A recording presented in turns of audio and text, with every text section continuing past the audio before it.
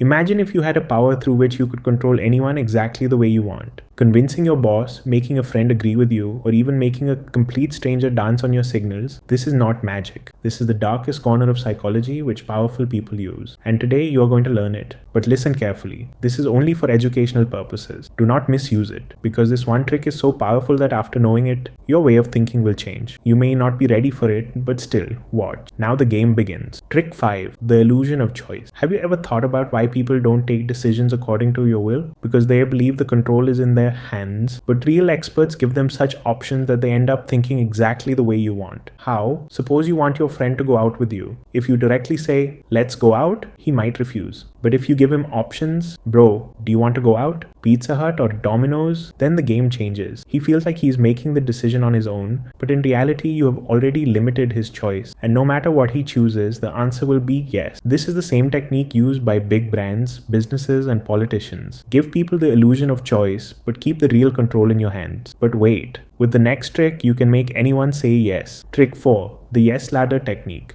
If you ask someone for a big favor directly, most of the time they will refuse. But if you keep getting small yeses from them again and again, their mind slowly starts accepting your bigger request. How? Suppose you want a promotion in your company. If you directly say to your boss, "I want a promotion," the answer will be, "Not now, we'll see next year." But if you use the yes ladder, first ask for a small favor. "Sir, can I be part of this new client meeting? I want some experience." Then take a slightly bigger step. "Sir, can I take some extra responsibilities in this project?" Now your boss has already become used to saying yes. Then the next step. "Sir, can I attend a leadership workshop? It will improve my skills." And finally, "Sir, I've taken extra responsibilities this year and the clients are happy. Is there a possibility for me to apply for a promotion now?" What will happen now? Because your boss has already said yes 3 or 4 times, saying no to your promotion will become difficult for him. He will feel that you have gradually proven your value and that you deserve it. This is the same trick used by salesmen, politicians, and leaders. First, make people say small yeses, then ask for a big favor, and in the next trick, you can press anyone's guilt button. Trick 3. The guilt trap.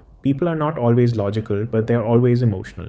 And if you make someone feel guilty, they are forced to agree with you. How? If you want to borrow someone's car, don't ask directly, "Bro, can I take your car?" 90% of people will say no. Instead say, "Man, I've always helped you. Last time I gave you 2,000 rupees, remember? Now I just need a small favor." Now the other person will feel guilty, thinking that they took help from you earlier and they won't be able to say no. And with the next trick, you can even change someone's memory. Trick 2. False memory planting. Our memories are not perfect. Our brain is not as reliable as we think. Smart people take advantage of this weakness. If you repeat a lie again and again, the brain starts accepting it as truth. Suppose a politician wants to win an election, but his image is not very strong among people.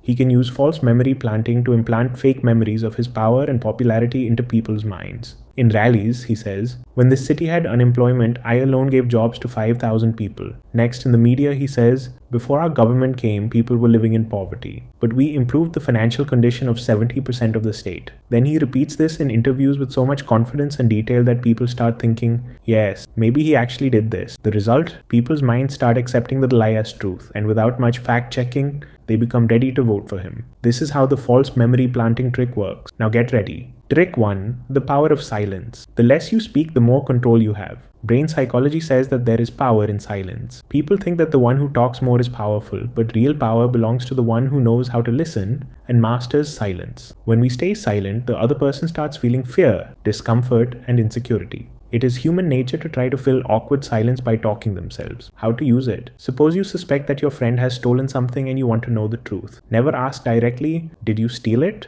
Doing so will make them defensive. Instead say, "I know everything," and then stay silent. The longer you remain silent, the more nervous the other person will become, and they will start revealing the truth themselves. When you want to convince someone for a discount, don't ask, "Will you give a 30% discount?" because they can directly say no. Instead say, "A 30% discount will be available anyway, right?" and then stay silent. This trick is extremely powerful in sales. As soon as you stay quiet, the other person will say yes on their own just to close the deal. When you want to win a debate and your friend or opponent is giving arguments, instead of arguing, just look silently into their eyes and smile. The other person will start doubting themselves and their point will weaken. When you want to show power, speak less and speak thoughtfully. Now listen carefully. We may never meet again. Join Core Mind and learn